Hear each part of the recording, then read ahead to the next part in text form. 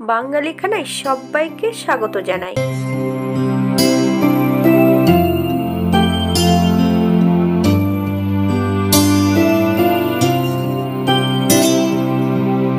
ছোট ছোট টিপস সহ আপনিও খুব সহজে শিখে নিতে পারবেন।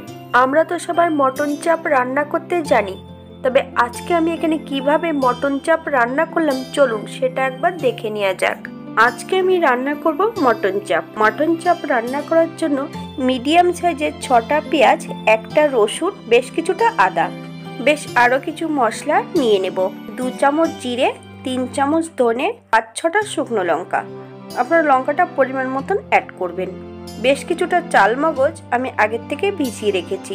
2 চামচ চালমগজ, 7-8টা কাজু বাদাম। পেঁয়াজগুলো বেশ মিহি করে কুচিয়ে নিতে হবে, আর রসুনটাকে একদম মিহি করে বেটে নিতে হবে।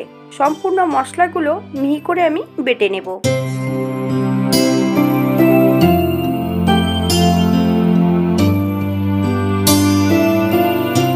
বাটা মশলার মধ্যে আমি 2 চামচ জল ঝরানো টক দই অ্যাড করব। সামান্য একটু জল দিয়ে একটা মিহি পেস্ট বানিয়ে নিতে হবে। মিহি পেস্টটা পাশে রেখে দেব। একটা কড়াইতে বেশ 2 থেকে 3 চামচের মতন সাদা তেল অ্যাড করেছি। তেল গরম হওয়া পর্যন্ত অপেক্ষা করব। এই পর্যায়ে আমি সম্পূর্ণ পেঁয়াজ কুচিগুলো অ্যাড করব। বেশ কিছুটা খাসির চর্বি অ্যাড করতে হবে। পেঁয়াজগুলোকে মিডিয়াম আঁচে ভেজে নিতে হবে। একটু সময় নিয়ে পেঁয়াজগুলোকে বেশ ভালো করে ভেজে নিতে হবে।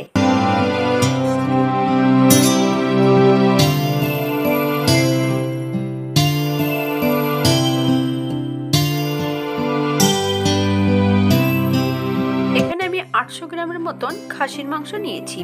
মাংসগুলোকে ঈষদুষ্ণ গরম জল দিয়ে ধুয়ে 1 চামচ সর্ষের তেল লাগিয়ে রেখেছি।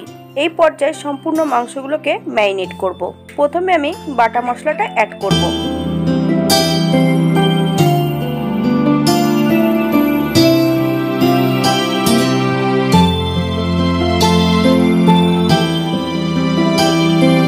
এই পর্যায়ে অ্যাড করব 1 চামচ হলুদ গুঁড়ো, 1 চামচ নুন, আপনারা স্বাদ অনুসারে নুনটা অ্যাড করবেন, 1 চামচ চিনি, 1 চামচ গোলমরিচ গুঁড়ো, 1 চামচ বিরিয়ানি মশলা, 1 চামচ ঘি, আর যা উপকরণ প্রয়োজন হবে সেগুলো আমি রান্নার সময় অ্যাড করব।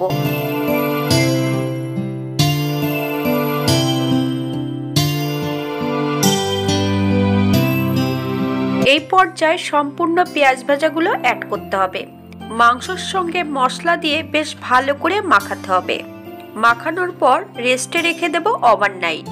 আপনাদের হাতে যদি সময় না থাকে 5 থেকে 6 ঘন্টার মতন রেস্টে রেখে দিতে হবে। অবশ্যই ফ্রিজে রেখে দিতে হবে।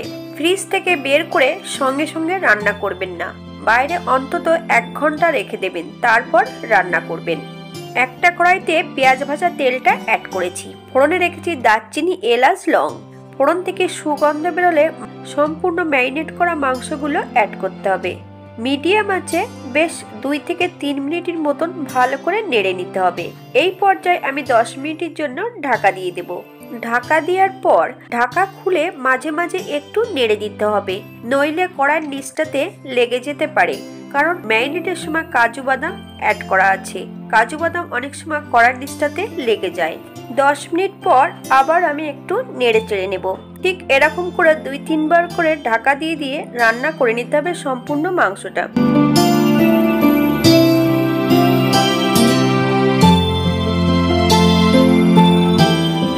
এই পর্যায়ে অ্যাড করব যে পাত্রে মাংস ম্যারিনেট করা ছিল সেই পাত্রটার মধ্যে একটু জল দিয়ে ধুয়ে আমি সম্পূর্ণ জলটা অ্যাড করব। হাই ফ্লেমে 1 থেকে 2 মিনিটের মতন একটু নেড়ে চেড়ে নিতে হবে।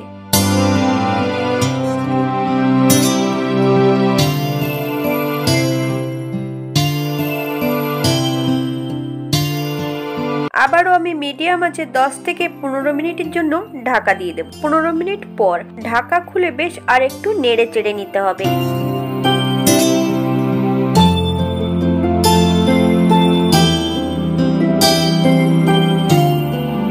এই পর্যায়ে অ্যাড করতে হবে 1 চামচ গোলাপ জল, 2 চামচ কেওড়া জল। আপনারা যদি পছন্দ করেন তাহলে এই পর্যায়ে 1 ফোঁটা মিঠা আতর অ্যাড করতে পারেন। একটু নেড়ে চেড়ে মিশিয়ে নেব।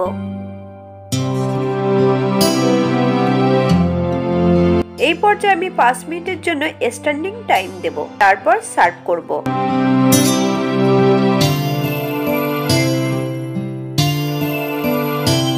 এটা দেখতে যেমন ভারী সুন্দর হয়েছে, এটা রুটি, নান সবকিছুর সঙ্গে অসম্ভব ভালো লাগবে।